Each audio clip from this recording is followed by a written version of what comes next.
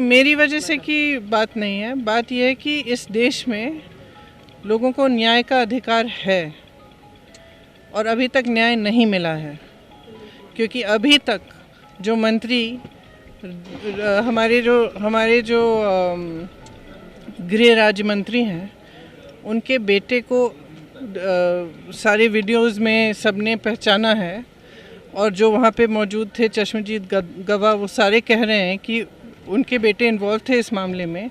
तो मैं जानना चाहती हूँ कि न्याय कैसे मिलेगा अगर वो मंत्री रहेंगे, उनके अंडर आता है ना ये सब।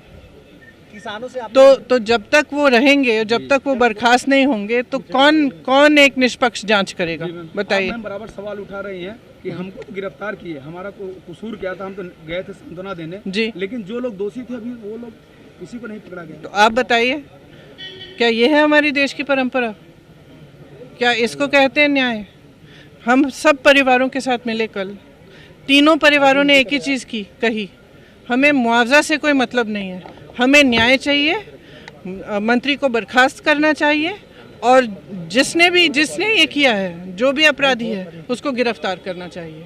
तो आपने पूरी पुलिस फोर्स अपनी निकाल दी हमें रोकने के लिए, नाकाबंदी हुई, और सिर्फ हमें रोकने के लिए नहीं, लेकिन परिवारों के इर्द गिर्द, उनके गांव के इर्द गिर्द, कि कोई आए नहीं जाए नहीं उसके अंदर। लेकिन आपने अपराधी के लिए कोई पुलिस फोर्स नहीं निकाली।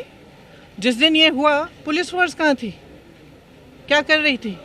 क्या पुलिस सिर्फ नेताओं को रोकने के लिए है कि अपराधियों को रोकने के लिए?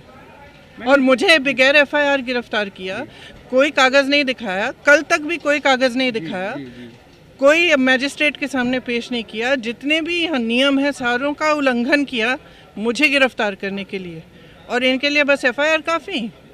और इन्होंने अपनी गाड़ी के नीचे 6 लोगों को कुचला है। ये एक लोकतंत्र है, यहाँ न्याय आपका अधिकार है, और इसके लिए मैं लड़ूंगी जब तक ये मंत्री बर्खास्त नहीं होगा, जब तक ये लड़का गिरफ्तार नहीं होगा, तब तक मैं बिल्कुल अडिग रहूंगी, क्योंकि मैंने उन परिवारों से वचन दिया है। तब तक आप यूपी में रहकर ही संघर्ष करेंगे? बिल्कुल। किसानों से कल आपने मुलाकात की, उनका क्या कहना था इस? अभी मैंने कहा कि क्या कहना था उनको। मैम चाहे किसी भी घर में, चाहे उनकी बहन है, जो 2 लड़कों से एक लड़का था, उसकी बहन थी, चाहे उसकी माँ थी, उसके पिता थे, एक थोड़े से बुज़ुर्ग थे, उनकी बीवी, उनके बच्चे, कश्यप जी के पिताजी, सब ने यही कहा। सब ने कहा हमें सिर्फ न्याय चाहिए, क्योंकि जब इस तरह का हादसा होता है और जब कोई इतना प्यारा होता है उसको खो देते हैं ना, तो एक यही क्या कहते हैं, एक यही सहानुभूति होती है कि हाँ चलो, जिन्होंने गलत किया कम से कम उन पर कुछ दंड हुआ, उनको दंड मिला है। लेकिन उनको नहीं लग रहा है, आशा ही नहीं है। पोस्टमार्टम की रिपोर्ट कल जो दी इन्होंने कश्यप जी को, उसमें कुछ पढ़ा ही नहीं जा रहा था, वो फ़ोटोकॉपी दी है। अब आप बताइए, आप परिवार हैं, पोस्टमार्टम में कुछ पढ़ा ही नहीं जा रहा है, किस तरह की रिपोर्ट है? वो कह रहे थे कि वीडियो दिखा रहे हैं मुझे, ये मेरा भाई है, ये मेरा भाई है, ये गाड़ी के नीचे देखिए, ये मेरा भाई है, ये गिर रहा है। और मुझे सुबह IG बोल रही हैं लखनऊ की कि आपको सच में जाना है वहाँ पे, क्योंकि उन्होंने मुझे कहा कि क्योंकि इनको तो मार के, मतलब पीट के इनको मारा है, तो आप सोच लीजिए आपको वहाँ जाना है कि नहीं।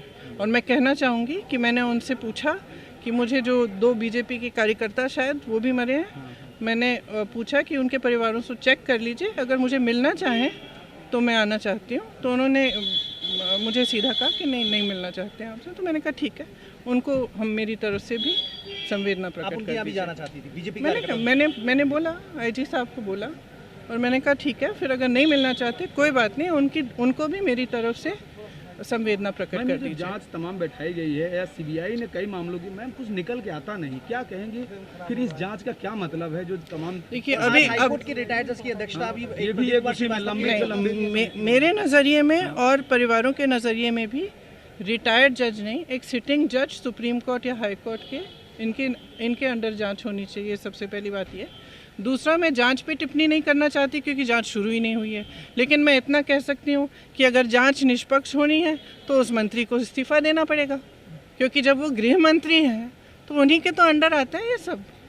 तो अगर वो, जैसे वो कह रहे हैं कि उनका बेटा निर्दोष है, वो वहाँ था ही नहीं, ठीक है, तो एक नैतिक आधार पे अपना इस्तीफा दीजिए, जांच को होने दीजिए। जांच की जब रिजल्ट आएगा, अगर आपके बेटे अपराधी नहीं हैं और आपके बेटे ने नहीं किया तो फिर से मंत्री बन जाइए।